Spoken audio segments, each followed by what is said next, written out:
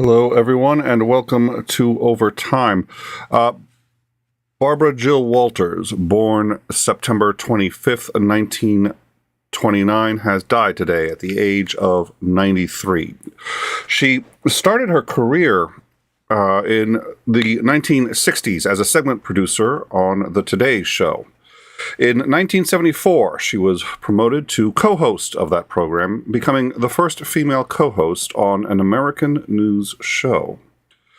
She became the first female co-anchor of the network evening news when she joined the ABC evening news program. She received her own show on ABC called Barbara Walters' 10 Most Fascinating People.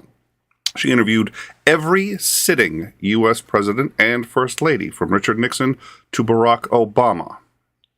Known for being hard-hitting and fearless, she interviewed controversial leaders from around the globe, including King Abdullah of Saudi Arabia, King Hussein of Jordan, Muammar Gaddafi, Fidel Castro, Margaret Thatcher, Hugo Chavez, Boris Yeltsin, Vladimir Putin, and Gandhi.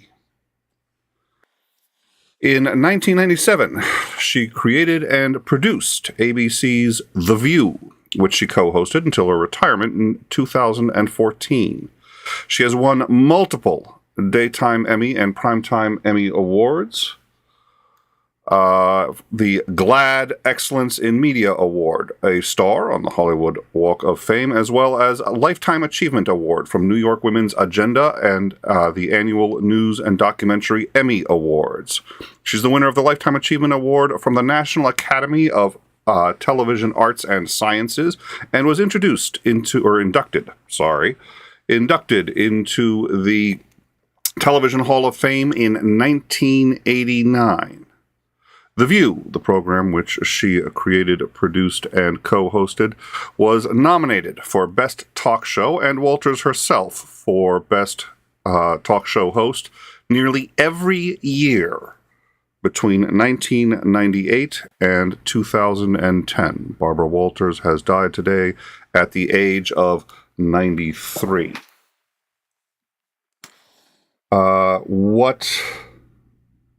It's a little hard to underestimate her importance and influence.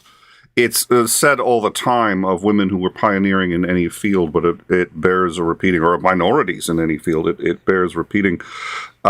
When she came up in journalism, it was thought that women could not do the job for insert bias here, whatever reason, too emotional or not professional. I had to pick one. There was a million. There was a million biases and stereotypes against women being able to do the job. The fact that she was as successful as she was speaks to her having to be twice as good as any man in order to achieve anywhere near the same amount of success. The pioneering nature of what she did aside, she was genuinely very, very good. She was fearless and would talk to anybody in whatever way she deemed necessary to accomplish her goal of elucidating what was really going on. To that end, I'd like to play a interview for you now, and this is an interview she gave, and I just realized I want to check and make sure before we do it that the audio is going to be adjusted properly. I think it's going to be a little quiet here, so let me fix that. There we go. Thank you for bearing with me here as we do that. So let's put this interview up. Well, the new book is entitled Surviving at the Top. There are many people who would say failing at the top. I hope the general public understands how inherently dishonest the press in this country is. As a member of the press, let me try to clear up some of the things which you say are untrue. You write in your book, "My bankers and I worked out a terrific deal that allows me to come out stronger than ever. I see the deal as a great victory, and eventually the rest of the world will too." Being on the verge of bankruptcy, being bailed out by the banks. Well, you don't have to say on the skating on thin ice and almost drowning. That's a businessman to be admired. You say on the verge of bankruptcy, Barbara, and you talk on the verge, and you listen to what people are saying. I talk to your bankers.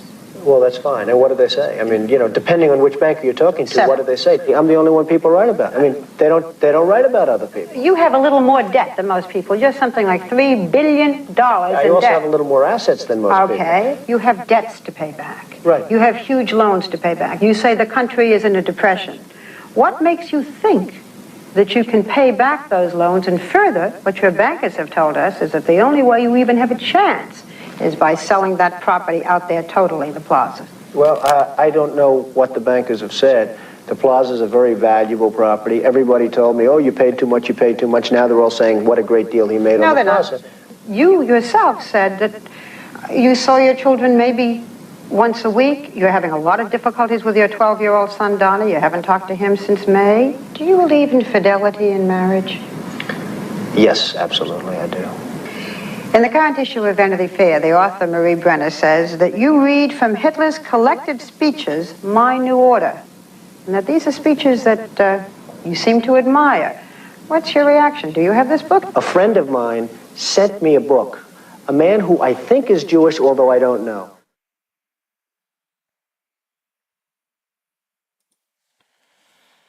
That was Barbara Walters in her interview with Donald Trump upon the release of his book. Obviously, she took no holds barred, took no prisoners, and was very serious about holding people's feet to the fire. She died earlier today at the age of 93.